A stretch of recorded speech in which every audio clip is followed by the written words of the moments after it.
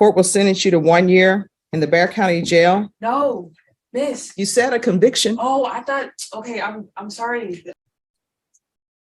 I don't understand what's going on here. But I'm not gonna be able to have my kids. I'm not your attorney. This rude woman was in court for child neglect charges, and she totally lost it when she heard her sentence.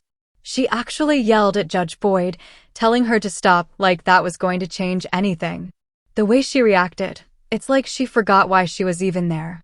She had a complete meltdown and, honestly, might be one of the dumbest defendants I've ever seen in court. What made it even crazier was her lawyer. He just sat there like he was watching a movie, no pushback, no control, just a blank stare. I don't know if he's too old for this, or if he mentally checked out years ago, but it was bad. Let me know in the comments what you think about this one. For now, let's dive in and watch how this rude woman got completely stunned. State of Texas versus Brittany Merrill Brown. Could I have parties announced for the record for the state? Brittany Mitchell for the state. Defense. And And are you Ms. Brown? Yes. Counsel, have you received all the discovery in this case and did you review it with your client? Yes, Your Honor. Court will find that the state is in compliance with discovery. Ms. Brown, I'm showing you what's entitled Application for Community Supervision. Did you review that with your attorney? Did you understand it and did you sign it? Did you understand that the state is proceeding on the lesser included offense of assault, bodily injury, married cohabitation as a Class A misdemeanor? The range of punishment is up to 1 year in jail and up to a $4,000 fine. Did you understand? Did you understand you have a right to jury trial, a right for you or your attorney to cross-examine and confront any witnesses the state would call in the right to remain silent? I did not understand that one. All right, you don't understand you have a right to jury trial? I mean, I heard it, but I didn't hear it. All right, so do you need to speak to your attorney? No, can you please repeat the question? Do you understand you have a right to jury trial? Yes, I don't have a All right. Do you understand that you have a right to have your attorney cross-examine or question any witnesses the state would call? Yes, ma'am. Did you understand you have a right to remain silent? Yes, ma'am. Did you understand by entering this plea bargain agreement, you're giving up your right to a jury trial? Yes, ma'am. Did you understand by entering this plea bargain agreement, you're giving up your right to have your attorney question or cross-examine witnesses? Yes, ma'am. Did you understand by entering this plea, you're giving up your right to remain silent? Yes. And did you intend to do that and enter into a plea bargain agreement today? Yes, ma'am. Court will find that defendant has knowingly and voluntarily waived her right to jury trial, showing you the plea bargain page. Did you review that page with your attorney? Did you understand it? Yes. According to the plea bargain agreement, punishment is to be assessed at 1 year in the Bexar County Jail. State recommends community supervision. There's an affirmative finding of family violence. I'm going to need you all to be quiet in the box, please. There's an affirmative finding of family violence. There's to be no harmful or injurious contact with Tegui, Tegui, Bizu, Biezou. Did you understand with an affirmative finding of family violence, you're not allowed to own or possess any weapons or ammunition? That's forever? You're not allowed to own or possess any weapons or ammunition. Do you understand that? I mean, yeah, but I can never for protection You need to speak to your attorney about that. But with an Okay. affirmative finding of family violence, you're not allowed to own or possess any weapons or ammunition. Okay. Do you understand? Yes, ma'am. And with an affirmative finding of family violence, you're not allowed to be designated as primary custodial parent. Did you understand that? This is the first time I heard of that. All right, so I'll let you all step back. So What does that mean? I'll let you speak to your attorney about that. I'm not allowed to have children? Oh, you can have children, but if there's some sort of custody issues that arise, technically and legally, the court is not allowed to have you as primary custodial parent. Now, if in the best interest of the children, they determine that you will be the best placement, then they can do that. But if there were any type of custody issues, and there's a person who appears to be a good parent and they don't have an affirmative finding of family violence, then they're supposed to be designated as primary custodial parent. I'll let you speak to your attorney about it. So I'll have you all step back and you can talk to your attorney. Can someone tell me in the comments if I'm wrong, but it really feels like this girl is just putting on a show. I don't know if she thinks dragging things out is going to make her charges vanish, but the judge is literally about to decide her future, and she's acting like the dumbest person in the room. And her lawyer? Honestly, I can't tell if he's half asleep with his eyes open or just counting down until lunch, but he should have stepped in a long time ago. He's just letting her dig herself deeper with no pushback. Technically, you can appeal if your lawyer is really that bad, but the court has to agree. Meanwhile, Judge Boyd looks about 5 seconds away from losing it. I just don't get her plan here. She's fighting for her freedom, but her strategy seems to be annoying the only person who controls it. At this point, it feels less like a defense strategy and more like she's speed-running self-destruction. We were on the plea. So did you understand with an affirmative finding of family violence, you're not allowed to own or possess any weapons or ammunition? Yes, Did you understand with an affirmative finding of family violence, you're not allowed to be designated as primary custodial parent?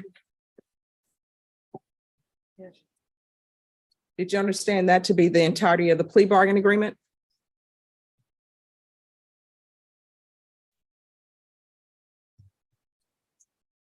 I don't understand what's going on here. but I'm not gonna be able to have my kids. I'm not your attorney. So the only thing my job is to make you understand what the plea bargain agreement is. I've explained to you with regards to the meaning of an affirmative finding of family violence, and I always give people those instructions so they will know, because many times when people enter pleas on the criminal sides, they have an impact civilly and in other ways. So with all of these family violence cases, when there's an affirmative finding of family violence, there are certain collateral consequences. One of those is you can't have a weapon. You can't possess ammunition. That's how it is in Texas. I can't tell you how it is in other states. But you can't have weapons, you can't have ammunition, and you can't be designated as primary custodial parent. So legally, you can't be designated as primary custodial parent. Those are the consequences of entering a plea, and those are the consequences of having an affirmative finding of family violence. Now, if you would like to, counsel, we can bring this back for tomorrow. No, it's okay, fine. All right, this is what I'm gonna do. I'm gonna have you all take a seat just to No, ma'am, talk it out I more. do understand it, but it's just so, it's a horrible thing for, like, to have, this is horrible, so I understand it, but I mean, all the cases here are horrible. They're felony cases. I thought it was getting reduced. It's still getting reduced, but it's still, all these cases have consequences. Whether it's being reduced to a misdemeanor or not, there are consequences that flow from felony cases and consequences that flow from criminal charges. So what I'm going to do is I'm going to have you sit with your attorney, because I want you to, if you're planning on entering a plea in this case, I want you to enter it with a clear conscience and a clear understanding. So it appears to me, and I may be wrong, I'm making assumptions here, that you didn't know the consequences civilly of entering a plea in this case. And the fact that you're talking to me about, am I ever going to be able to possess weapons? Am I ever going to have my children? That's something that you need to discuss with your attorney, and it needs to be in a setting. I don't want to say without passion or objectively, because I know these are all personal matters, but it needs to be something that's thought about with clear head and something to think about. All right. So I'm going to have you all step back. And if your attorney feels like it's best that this be taken up tomorrow, we'll take it up tomorrow.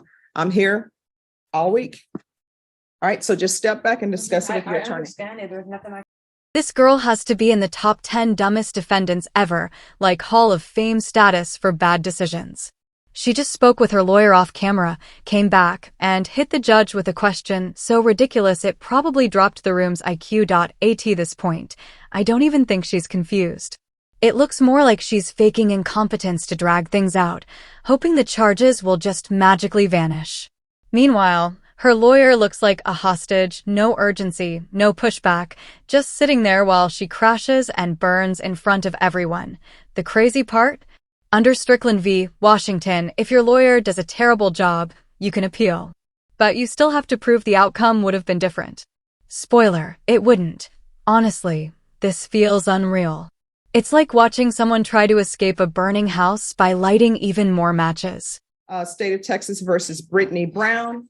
So, Ms. Brown, I've gone over the plea bargaining agreement with you. Did you understand that to be the plea? Yes, ma'am. And do you understand the consequences of entering a plea with an affirmative finding of family violence? And knowing that, do you wish to proceed?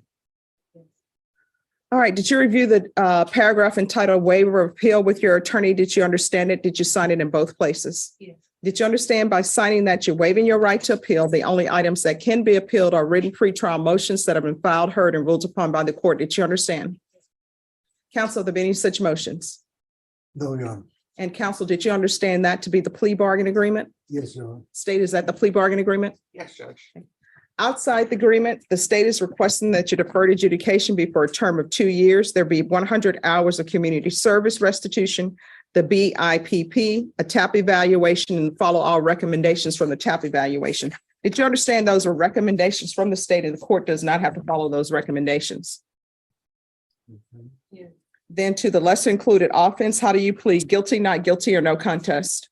Contest. State any evidence? Yes, sir. At this time, state up for state exhibit number 1 and its status. No objections, Your Honor. Court will find that defendant has knowingly and voluntarily waived and consented to stipulation of testimony and stipulations. Court will accept into evidence states exhibits 1 and attachments and review the same. All right, after reviewing states exhibits 1 and attachments, the court will find there is sufficient evidence to find you guilty. The court will defer finding of guilt as you apply for deferred adjudication. Are we proceeding with sentencing? Yes, Your Honor. Anything you wish to say on behalf of your client? He has had the problems, I guess, communicating and understanding what is happening, but after explaining several times for the situation, she understands everything, and we're asking that the court accept the recommendation from the state to place on deferred. All right, what was your warrant for? In the police report, it says that when the complainant called the police showed that you had a warrant. So what did you have an active warrant for? It had been for a failure to ID. All right, state, can you see if there are any pending charges other than this case? Yeah, there's a failure to ID. Oh, sorry. Your Honor, there's a failure to ID, and that one is for the state would be TIC. It's not listed in the plea. All right, are you employed? At the moment, no, I'm not. How do you support yourself? I'm living with family right now. What family is this? My mom. All right, and Child Protective Services were called. Is Child Protective Services involved? Yes. All right, this is what the court is going to do. 2 years deferred adjudication. There's an affirmative finding of family violence. Well, let me strike that. The state is requesting that actually you have a conviction. What the court can do is you can have a conviction. That's what you bargained for, or either I can give her deferred adjudication. Leave it was for deferred adjudication in behalf of. All right, if the court were to give you deferred adjudication, if anything were to happen and your probation were revoked, you could end up with potentially 1 year in the Bexar County Jail. What the state has offered you, if you were to not do well, you could still end up with 1 year in the Bexar County Jail.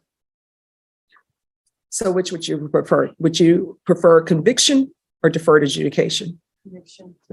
All right, court will sentence you to 1 year in the Bexar County Jail. No, miss. You said a conviction. Oh, I thought, okay, I'm sorry. Oh my God, no.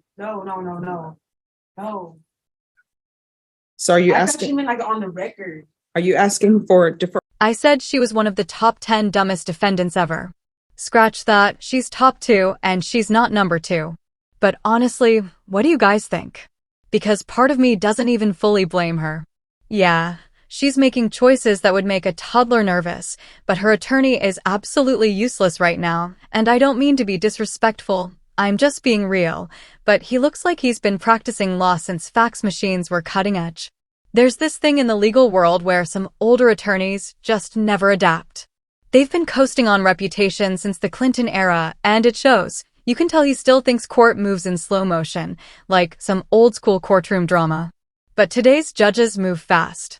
And if your lawyer can't keep up, then neither can you. She's sinking, and instead of throwing her a lifeline, he's just flipping through a mental Rolodex trying to remember what day it is.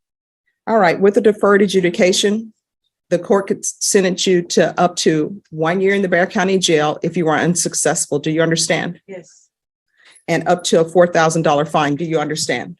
yes, ma'am. And are you requesting that the court give you deferred adjudication? Yes, All right. Court will sentence you to 2 years deferred adjudication. There's an affirmative finding of family violence. There's to be no contact with Tagai Buzu. If there are some kind of child custody arrangements that need to be made, you'll need to make those through a third party. If you wish to have contact with him, he'll have to come in to court, and I'd have to hear some evidence with regards to that. There's to be 100 hours of community service restitution. 40 of those hours will be waived if you provide proof of the COVID vaccination.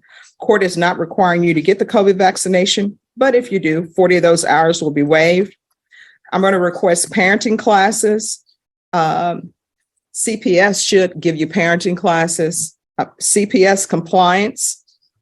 Probation, if CPS is giving her parenting classes, then she can, then the court will accept parenting classes from CPS for her. There's to be the BIPP course,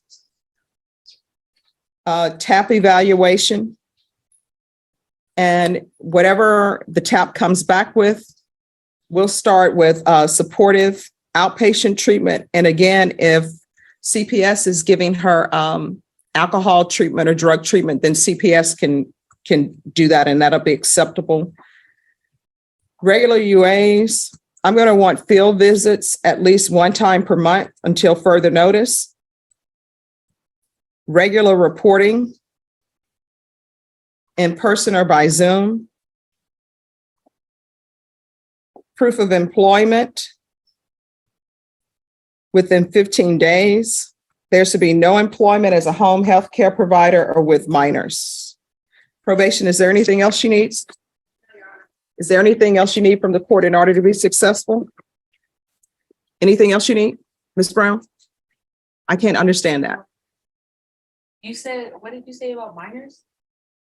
You're not to have any employment. Oh, like a daycare? Okay. Yes. And you to follow all CPS compliance rules. Did you review this document with your attorney entitled Trial Court Certification of Defendant's Rights to Appeal? Did you understand it and did you sign it? Did you review that document with your attorney? I'm sorry. All right, because this is a plea bargain agreement, because I followed your plea bargain agreement, and because you waive your right to appeal, you do not have the court's permission to appeal.